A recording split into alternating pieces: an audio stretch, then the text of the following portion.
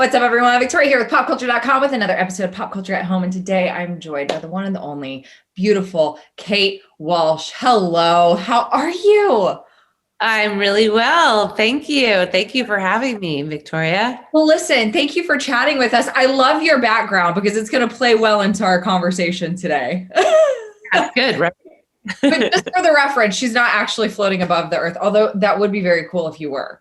Well, if I had that power, well, whatever. It's always a possibility. I would never argue against that. Listen, first off, last year was spotty for everyone. 2020 was difficult, but 2021, there's a lot going on. How has your year been so far? It's been great. I think that I didn't have like a massive expectation that things were magically going to change on New Year's Day. I think a lot of people were like, great, New Year. I'm like, well, we still have a lot of work to get done. Yeah. We still have a vaccine to, roll out. We still have a global situation to contend with, but I feel very lucky and fortunate. I've been in Western Australia for a little over a year now. And they've done an incredible job of looking after everyone and keeping everyone safe. And so I feel very fortunate. I'm doing great. Girl, listen, I am going to live vicariously through you because I have always wanted to live in Australia, and I almost did it a few years ago. And the fact that you were living there, kind of tell us how that came to be and how you're enjoying it now. Yeah, well, I was coming here to visit, and then was going to move on just for like 10 days, maybe 2 weeks at the outset, and then move on and go and start doing go to Melbourne and Sydney and sort of tour all over, and then do press for Umbrella Academy. That was the whole plan. And then of course a global pandemic happened, and I got sort of stuck here. The borders were shut, and then I decided to stay. And I'm in a relationship here. And I did a play here, and then we're starting to really kind of push to bring in more television and film here in Western Australia. And I am doing things like this. I happen to live at the beach in Western Australia.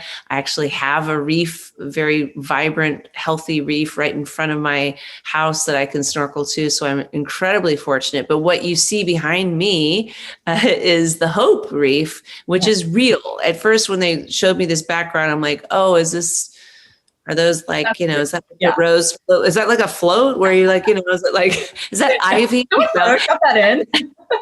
We just but it's so cool. 𝐒𝐲𝐵 approach, they're doing this incredible reef repatriation regenerative project over the next 10 years. But this one, it's actually that word hope. This is a Google Earth picture of it. That is an actual reef that they planted and constructed in 2019, and it's gone from 5% to 55% in 2 years, and they expect that it'll be fully grown at the outset of 5 years, possibly sooner.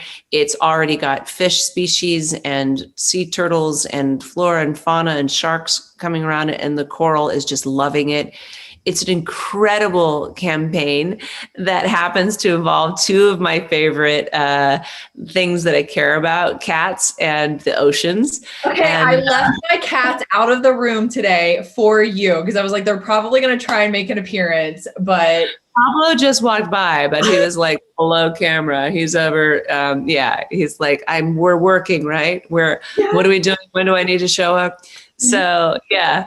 I wish you could see the chill bumps that are on my arms. And I actually have, my eyes started watering because this is something that I'm just biased on this. I'm so passionate about. And I think that it's so cool that you're partnering with 𝐒𝐲𝐵 for Hope Reef to be able to restore our planet. Because I think that,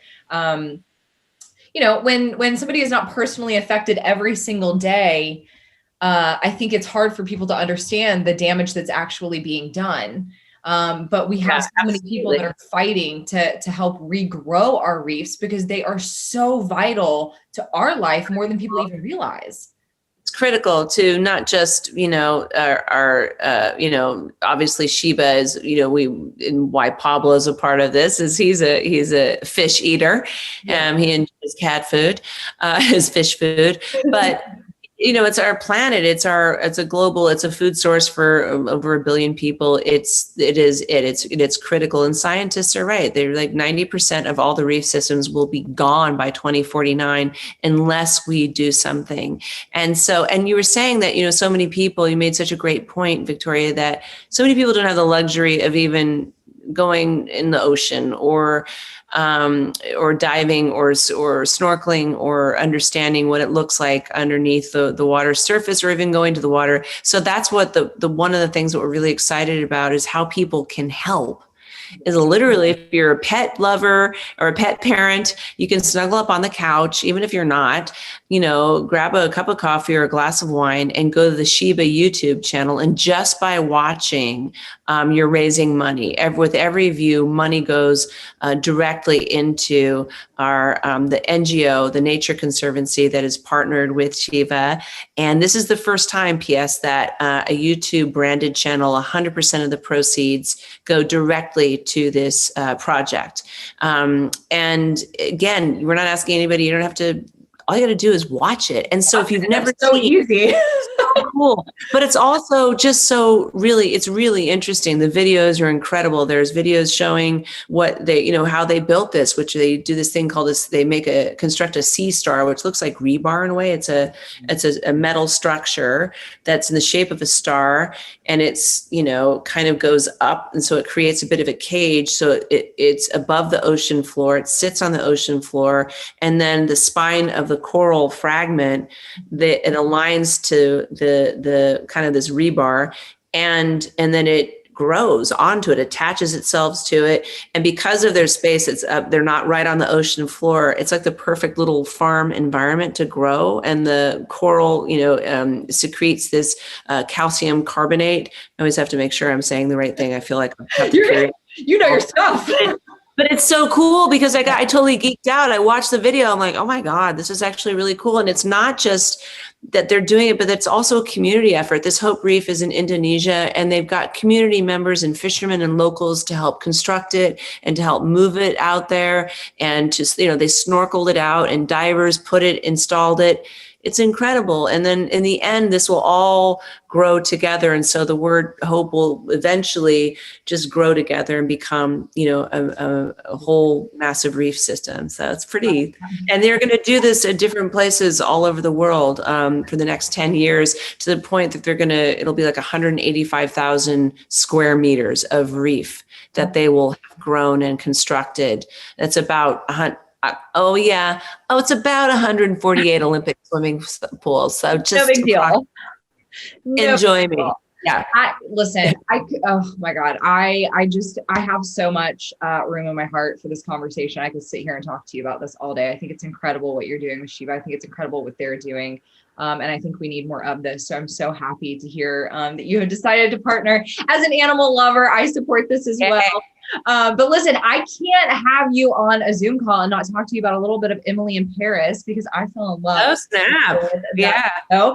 And you guys are coming back for season 2. Tell us what to look forward to. Oh my gosh. I literally don't know.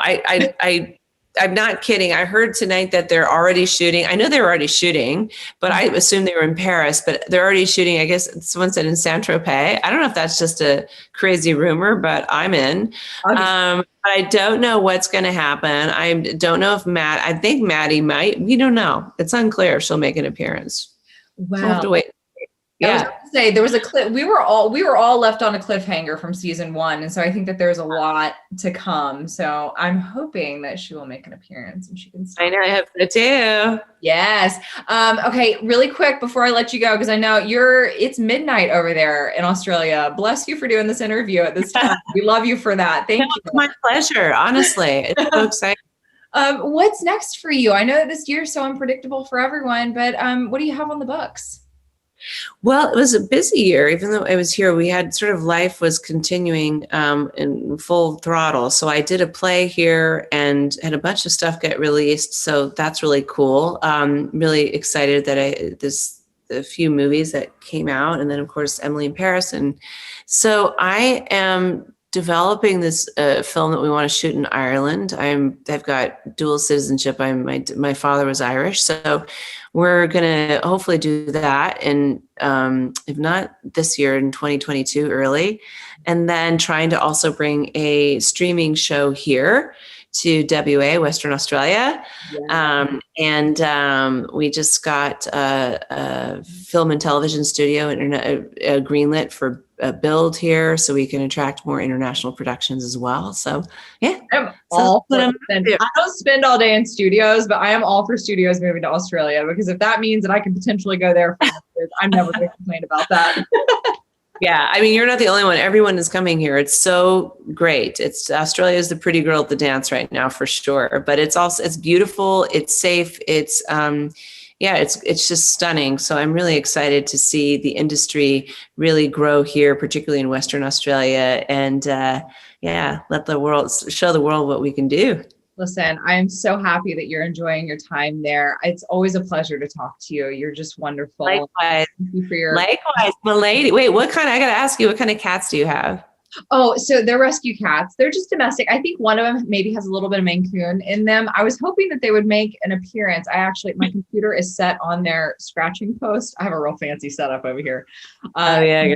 One of them came up to scratch on the post, and I was like, oh my God, don't tip the computer. But they're just rescue cats, and I just mine's a rescue. Pablo, oh, he's so deep. Yeah, I was gonna say, I saw yours on Instagram. You went a little while without being with your babies, and then they finally. Oh my gosh, yeah, like 10 months without my dog and cat. It was really, really hard. I will say, I was like, I've always had a cat or a dog with me. Even I've been very fortunate. The most I've been gone is like a month on location, but I usually am able to, So that was really, really challenging, but I did bring them. They had to quarantine in Melbourne for a while, and then they rocked up here, and they're in their retirement years. Living a life. They have a good life. So yeah, I'm really, really happy. Really happy. If we had all day and they were, one of them's over there, I would bring them on, but they're actually doing good, which that's what I was aiming for, because one's a chatterbox, and I was like, but I figured, I was like, I feel like Kate's an animal person, so she'd be okay. Oh, totally. Yeah. Well, listen, Kate, thank you so much for your time. Go get some sleep. Everyone, for more on Kate Walsh and your other favorite celebrities, make sure you keep it right here at PopCulture.com.